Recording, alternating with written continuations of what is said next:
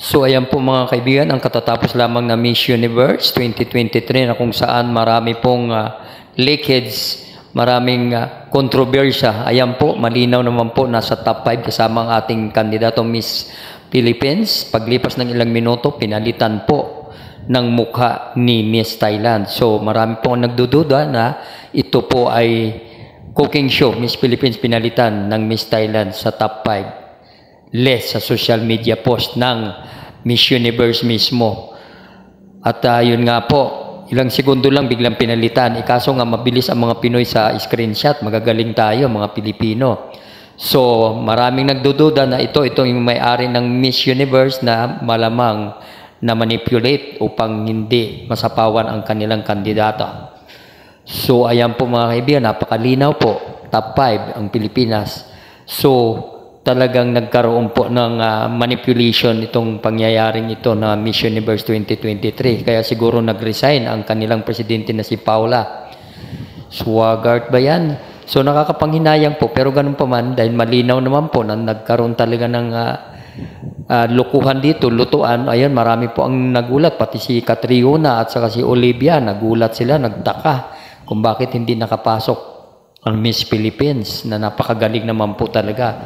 At natakot nga sila makahawak ng mic dahil alam nilang masasapawan. Ito naman po nanggaling sa browser. So kitang-kita po, Miss Hildy is in top 5. So ano ang masasabi ninyo mga kaibigan? Napakalinaw po. Ayan po ang mga ebidensya. Philippines was wrong. I'm confused about that. I'm confused about that. I really thought. Now, I don't know who I would have taken out, but I really thought Philippines was going to make the 5. But I really thought Philippines was going to make the 5. Ayan po, kahit ang dating Miss Universe na si Aries, nagulat, nagtaka, nilike nga niya yung pati si Pia Wurzbach na dati nating Miss Universe, nagulat din, nagtaka sa pangyayari. At talaga naman po na napakagaling ng ating pambato as Miss Universe, mga kaibigan. So, ano ang inyong masasabi? Sa fan vote po, ayan, 9,372. Winner po tayo sa fan vote. So, anong masasabi nyo, mga kaibigan? Talaga namang kitang-kita ang pangyayaring manipulation dito sa nangyaring katatapos na Miss Universe 2023 na ginanap sa El Salvador. Napaka-sexy, napakaganda at matalino, beauty and brain, at magaling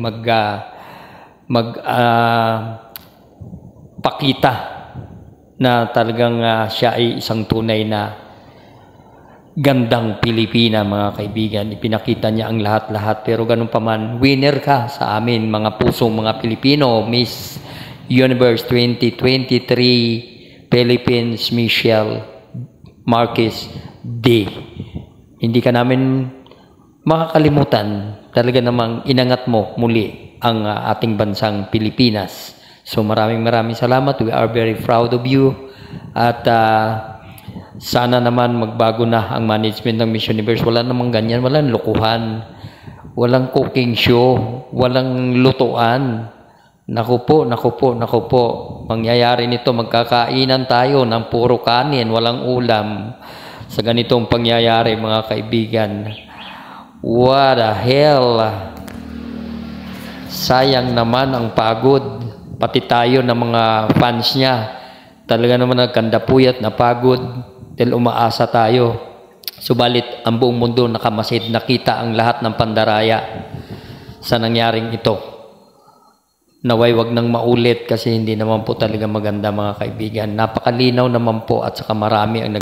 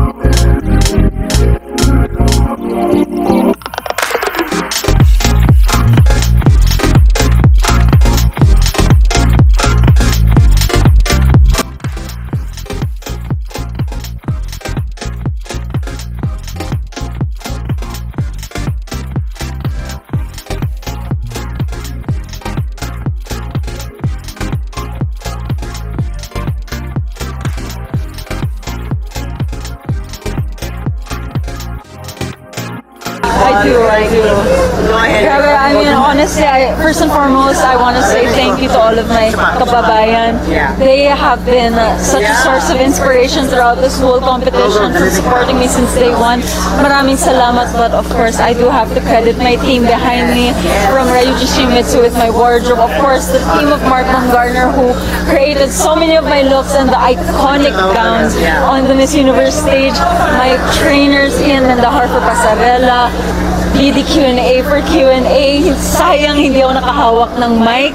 But if anything, just know that I was training the whole year to make sure that if ever I had that moment, walang butas. But again, it's all about destiny. Of course, my glam team, Dave Kiambao, Nelly Seboy. Ang dami kong gustong pasalamatan. My family was also here cheering me on. Yes, my mom, my friends, of course, Sam Pan's right there.